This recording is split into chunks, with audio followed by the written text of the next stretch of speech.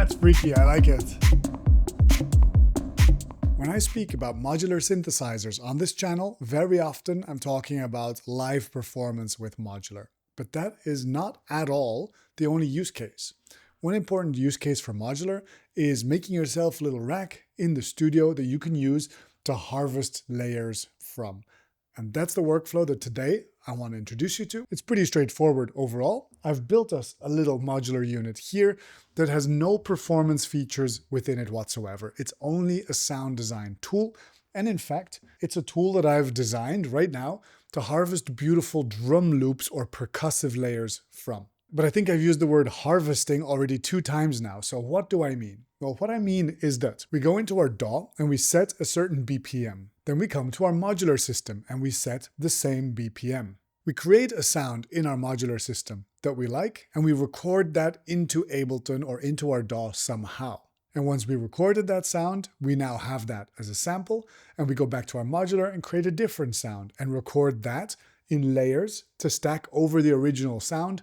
And this is what we call generating material, which gives us a lot of audio options for a composition. And so you can take one eurorack system and make it perform all the different layers of a composition that you would be interested in making, even if it couldn't do it all at the same time. In the studio, you have the benefit of being able to layer things and record the sounds as samples so that you can then sculpt and arrange them later. Let's talk about this little system that I've built for today. I just did a workshop at Gimmick Radio a few days ago with this. So what are we looking at? What we're looking at essentially is a drum machine. This thing has on the top row exclusively percussion synthesis modules.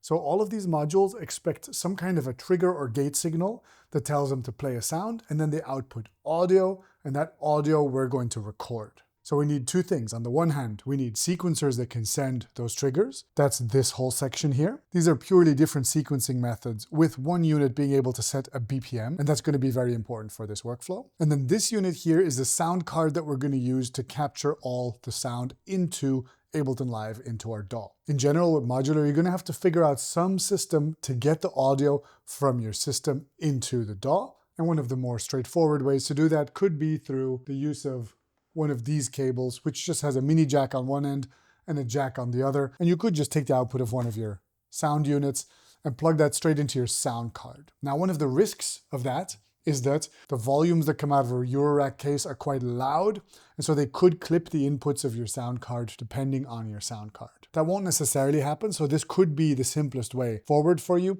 or you could get a unit that is dedicated like this one that can receive audio at eurorack level and then through USB go into the DAW. I'm going to set that up for myself real quick. So I've set up 8 channels of input in the DAW. Now we just need a bunch of modular cables and we can start having a good time. Let's set our clock to the same as the DAW. I think it's 136. Let's make sure all of our sequencers have a clock. All right, let's hit go. This is what you want. You want to see all the sequencers light up. And so let's look at what kind of sequencers I've prepared for you today. There's 3 different types. Basically, there's an XOX style sequencer. This one is just you turn on and off different steps. So for example, this might be what a kick drum looks like. Boom, boom, boom, boom. You know, classic. Then these 2 are Euclidean sequencers. What a Euclidean sequencer does is it takes one bar and it divides it up into equal parts as best as it can while respecting the grid of 16th notes. So for example, here you can see 1, 2, 3, 4, just like a kick drum. But if we say divide it into 3, then this is what it looks like. 1, 2, 3. So you can have many different numbers and it all leads to musically interesting outcomes. And then the last one is, I'm not sure what they call this. It's a sequencer that can output 4 different note lanes, but it's based on preset patterns that are designed, in this case, to follow patterns that come from African hand drumming. So you don't really have control over the placement of individual notes, but you will automatically get patterns that are pretty coherent and pretty cool coming out of it. So that's a lot of different sequencing styles that we can explore. And maybe let's just go left to right. Basically, I've got kick drum units here, mid percussion units here, and hi-hat percussions here. Let's take the audio out of one of these kick drums and bring it in to my sound card. And now all we need is a trigger to go into there. Simple. Hallelujah. Houston, we have liftoff. And so on an XOX sequencer, as you can imagine, we can adjust the pattern very intentionally if we have something in our mind. Oh, I really like this. Let me turn it up. This is the Ohm Force Bohm. It's a beautiful sound. It can go very hard, but it can also go very deep, like in this case.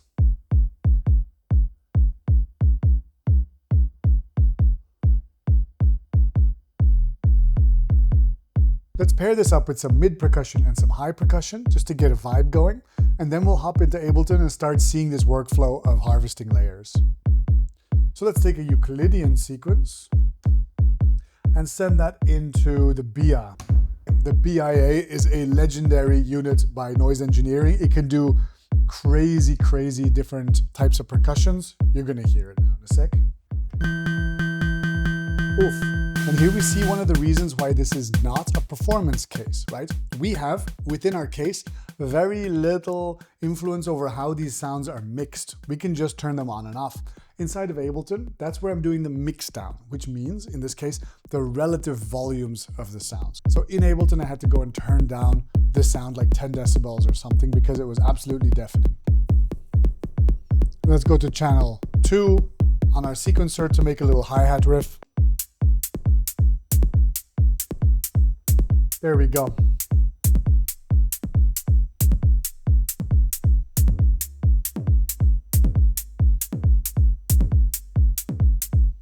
Excellent. And the Patching Pandas hi-hats. Okay. Whatever you might think of this, but let's say this is a starting point of us harvesting material from this modular, right? What I would do in Ableton Live is I would just hit record on the channel.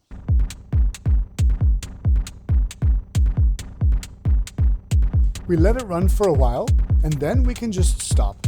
Because we're in the studio now, we have the luxury of time. And what we would do in the studio, right, is we would turn off the monitoring and just look at the samples that are on our timeline. So what we're gonna do is we're gonna make a loop where our downbeat, our 1, 2, 3, 4 in the sound aligns with the 1, 2, 3, 4 on our grid. It's going to make our life so much easier. Do you know how to count the 1, 2, 3, 1, 2, 3, 4, 1, 2, 3, 4? If you have any DJing experience, now is a great time for it. So what will we do? Let's maybe put our loop here. That'll make our life a little bit easier. And just move all of this over and visually decide where is the 1. So I think it's 1, 2, 3, 3, 3, 3. So it's on this one or on this one. This kick here is the 1. So I'm gonna drag everything over, boosh. And here it's just a 2-bar loop. That's fine. We can trim everything else. Chuk, chuk.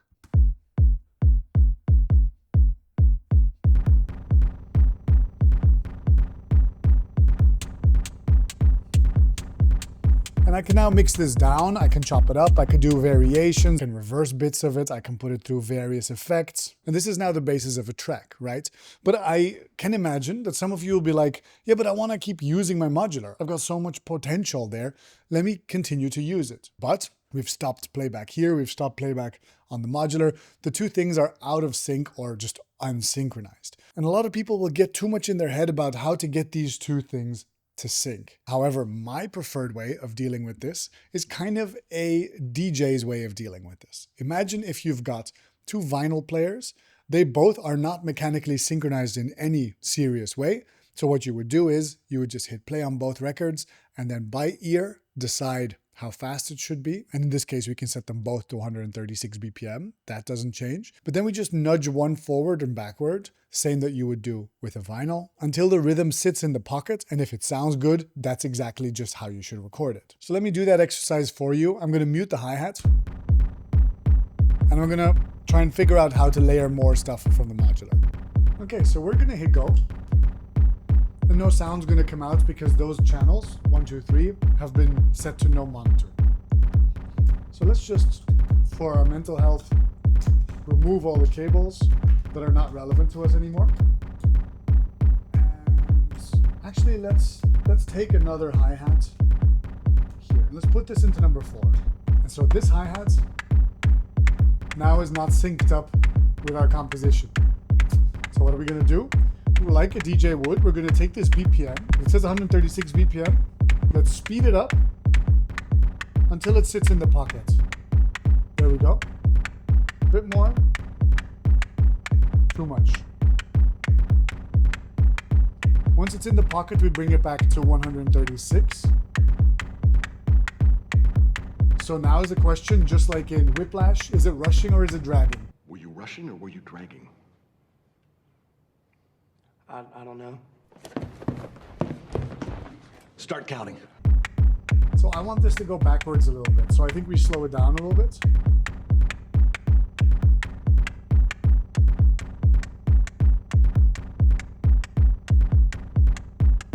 So the good thing here is that you're using your feeling for groove. You don't need to rely on manual synchronization, and then you don't also have to worry about latency at all. So now that we've got things synced up, what do we want to do? Maybe we want something from the plonk. The plonk always makes for really cool mid elements. Let's take a Euclidean sequence into the plonk.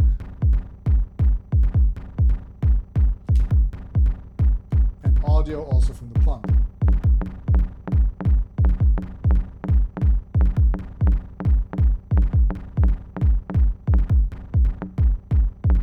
When in doubt, I can always trigger a 4-step sequence and try and get it to sit nicely in the groove.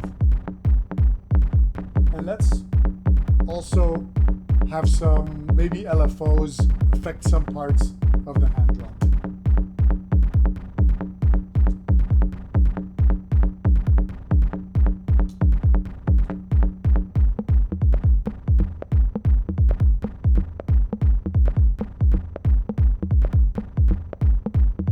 Okay, here we go.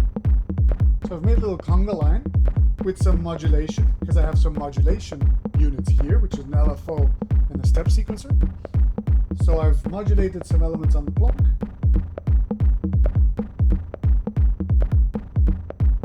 And so now let's record this. And also sometimes maybe add in some organic movements.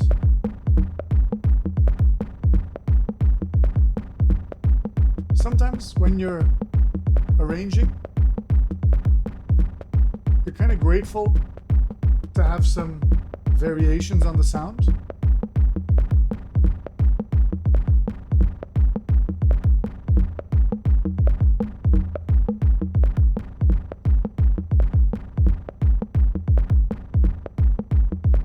Based on the groove, sometimes I have to readjust the clock to make it sit back in the pocket again. But this is the benefit of doing this manually, is you can really kind of, depending on the contours of the sound, decide what you want it to feel like.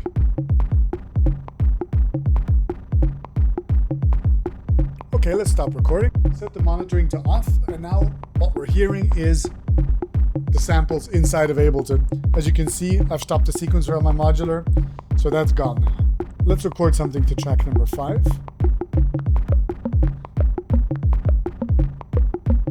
Maybe a polymetered version of the same thing.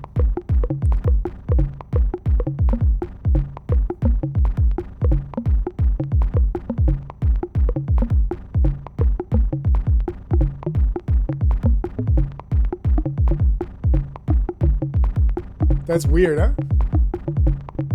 Maybe to give it a little bit more of its own character, I'll put this layer through the Echo Cinematic, which is just a reverb and delay unit. But that could give enough of a distinction.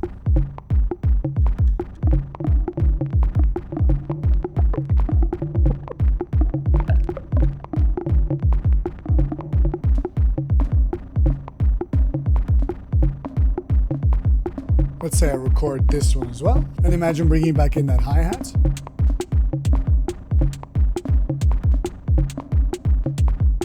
And so now we have all of this material, right?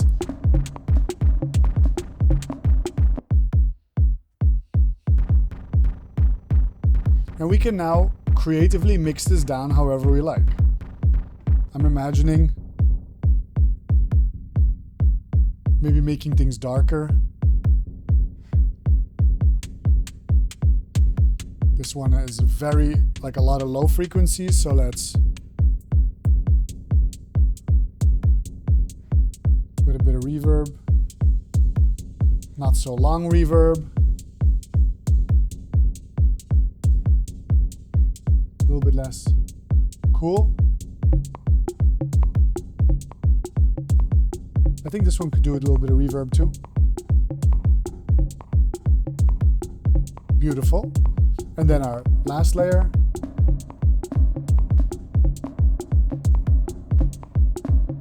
This was the last layer we were recording. And imagine you're like re-listening to this and you're like, I'm not sure about this for various reasons. For example, I couldn't really hear very well what I was doing, so it's kind of next to the beat. Well, because you've recorded everything to audio, you can just very simply loop a section, set the start point wherever, and here you go. Let's see what that sounds like in the context.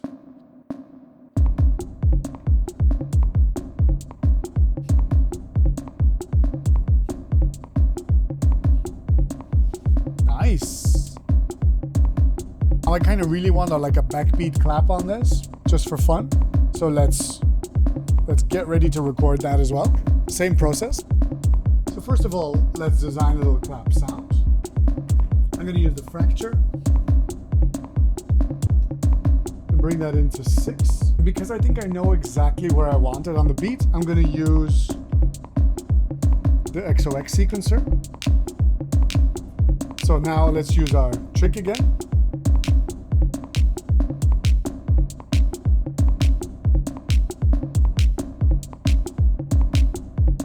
Amazing. I think I want it quite dry. Remember, we can't make decisions about the loudness of it. So we'll just have to accept the fact that it's going to be too loud now and then figure it out from there.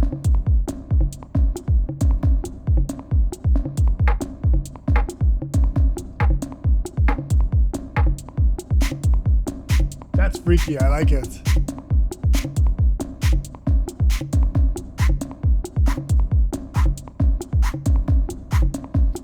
And I'm going to record some variations of it too, just to give myself options later on, especially this one.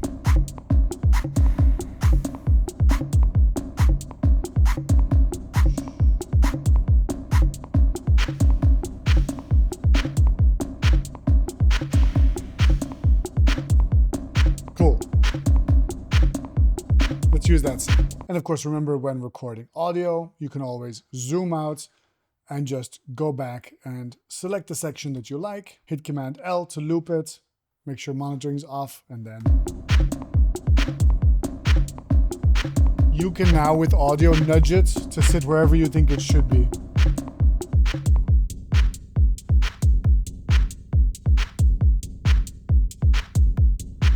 For example, could be this. How long should the length be? Maybe 2 bars. Let me move it around so that we catch this moment. Love this. Love this very much.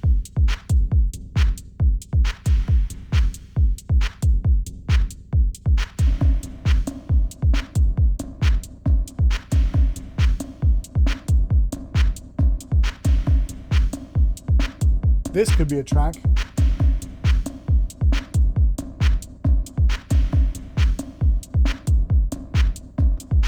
Thanks to this workflow, you can always change your mind. You can always say, I want this to be 4 on the floor. Or maybe you want your original pattern. But you have all these possibilities. Once everything has been saved to audio, you have all these possibilities to get creative with the arrangement and with the composition. And for example, in this last balance, I kind of felt like this thing was a bit too hyperactive and not the right atmosphere. But maybe then there are other ways that I can use this creatively. Like for example, I could change the pitch to minus really deep like this. And now it's like a deep tom type element.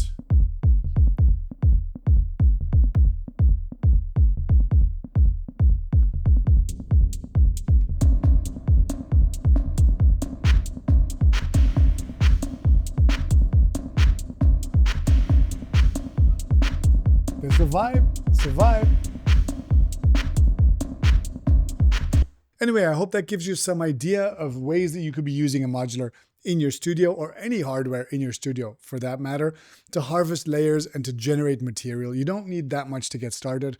A couple of versatile modules will already get you very, very far. And honestly, with something like the BIA, for example, I think you could make an entire track just from it, using it as the different layers. This generalized workflow of setting yourself up with sequences and recording yourself capturing the sweet spots is something I like to call the triangle method, and I've got a whole course that kind of sets out this process again and again and again. So check that out, link in the description.